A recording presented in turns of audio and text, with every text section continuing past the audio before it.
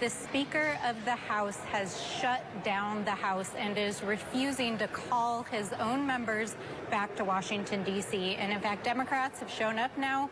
Week 2, we are here. We are fighting to get a bipartisan deal to reopen the government, to address American health care costs, and to make sure that our democracy works for all Americans. And if Mike Johnson is not going to call us back, we are still going to continue to show up for the American people, because that is what we do. Now, I do take a little bit of difference with what I just heard from my colleague across the aisle here in the Senate. We are fighting to make sure that Americans' health care doesn't get jacked up in the coming weeks. We're talking about your health care premiums going from, let's say, $300, $400 a month up to $800, $1,000 a month. This is not just some hypothetical about health care policy. This is about real costs that real Americans are going to feel in the next few weeks if we don't act now.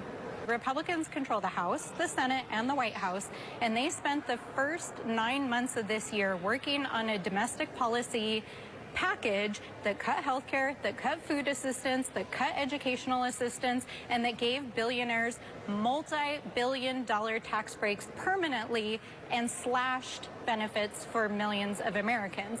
And so for them to claim that you shouldn't use a budgetary process to enact policy is the most ludicrous thing I have ever heard in my life, because they just spent 9 months doing that and taking American health care away, and now they're refusing to fix what they broke. So their arguments hold no water, and the fact that the House is closed and the Speaker is refusing to bring people back to even negotiate, even if they did want to cut a deal, they couldn't, because the House isn't even here.